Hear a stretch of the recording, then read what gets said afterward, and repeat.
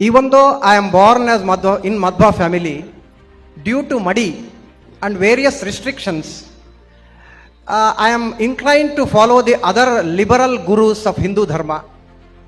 This path also can be followed to reach the mukti or not? ಅದು ತುಂಬ ಜನಗಳ ಪ್ರಶ್ನೆ ಇದು. ನೀವು ಮಾಧ್ವರ ಅಂದರೆ ಮಡಿ ಮಡಿ ಮಡಿ ಅಂತೀರಾ, ತುಂಬ ರಿಸ್ಟ್ರಿಕ್ಟ್ ಮಾಡ್ತೀರಾ ಅಂತ ಎಲ್ಲರ ಮಕ್ಕಳು ಈ ಕಂಪ್ಲೇಂಟನ್ನು ಮಾಡ್ತಾ ಮನೆಯಲ್ಲಿ ಕೇಳ್ತಾ ಇರ್ಬೋದು.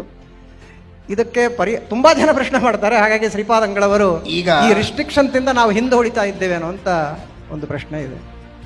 ಪ್ರವಚನಕ್ಕೆ ಎಲ್ಲರೂ ಬಂದು ಕುಳಿತಿದ್ದೀರಿ. ಇಲ್ಲಿ ಸುಮಾರು ಜನ ಪ್ರವಚನಕ್ಕೆ ಕುಳಿತಿದ್ದೀರಿ.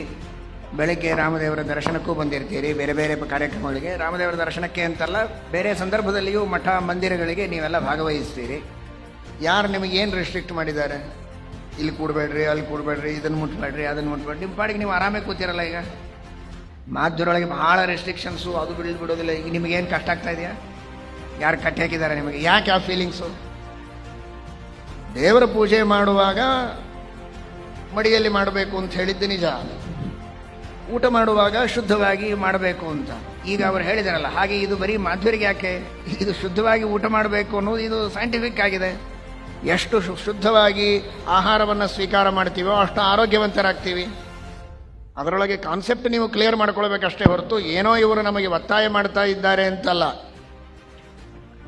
ಈಗ ಮನಸ್ಸಿಗೆ ಬಂದಲ್ಲಿ ಏನು ಬೇಕೋ ಅದನ್ನು ಹೇಗೆ ಬೇಕೋ ತಿಂತಾ ಇದ್ರೋ ಇಲ್ಲ ಎಲ್ಲರೂ? ಹೇಗೆ ಕರಾಪರ ಹಿಂದೆ ಮುಂದೆ ನೋಡದೆ. ಕೊರೋನಾ ಬಂದಾಗ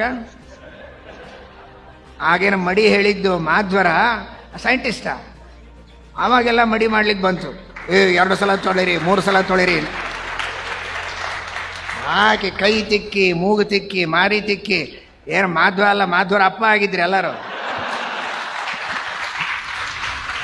ಸುಮ್ಮನೆ ಮಾಧ್ವರ ತಲೆ ಮೇಲೆ ಕೊರೋನಾ ಬಂದಾಗ ನಿಮಗದು ಎಚ್ಚರ ಆಯಿತು.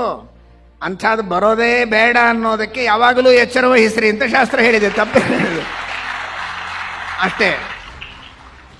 ಅದು ಬಿಟ್ಟರೆ ಸಾಧನೆ ಮಾಡುವುದಕ್ಕೆ, ದೇವರ ಭಜನೆ ಮಾಡಲಿಕ್ಕೆ, ಸ್ಮರಣೆ ಮಾಡಲಿಕ್ಕೆ, ಪ್ರವಚನ ಕೇಳಲಿಕ್ಕೆ, ಎಲ್ಲರೂ ಸೇರಿ ಪರೋಪಕಾರ ಮಾಡಲಿಕ್ಕೆ ಯಾವ ಮಡಿ ರೆಸ್ಟ್ರಿಕ್ಷನ್ಸ್ ಇದೆ? ಎಲ್ಲರೂ ಓಪನ್ ಆಗಿ ಇರಬಹುದಲ್ಲ, ಇದ್ದೀವಲ್ಲ. ಈಗ ಸುಮ್ಮನೆ ತಪ್ಪು ಕಲ್ಪನೆ ಅದು. ಆ ಥರ ಯಾವ ರೆಸ್ಟ್ರಿಕ್ಷನ್ಸು ಇಲ್ಲ. ಎಲ್ಲಿ ರೆಸ್ಟ್ರಿಕ್ಷನ್ಸ್ ಇದೆ ಅದು ಕಂಪಲ್ಸರಿ ಮಾಡಬೇಕಾದದ್ದು ನಿಮ್ಮ ಒಳ್ಳೆಯದಕ್ಕೆ ಮಾಡಲೇಬೇಕು. ಏನು ಈ ಆಪರೇಷನ್ ಥಿಯೇಟರ್ ಹೋಪ್ಲೆಸ್ಸು? ಏನು ಎಷ್ಟು ರೆಸ್ಟ್ರಿಕ್ಷನ್ಸು? ಏನೋ ಅದನ್ನು ಬಾಯ್ಲ್ ಮಾಡು, ಇದನ್ನು ಬಾಯ್ಲ್ ಮಾಡು, ಆ ಹಸರದು ಹಾಕೋ. ಇದು ನಮ್ಮೂರಲ್ಲಿ ಡಾಕ್ಟರ್ ಇದ್ದಾರೆ ನೋಡ್ರಿ, ಓಪನ್ ಟು ಆಲ್.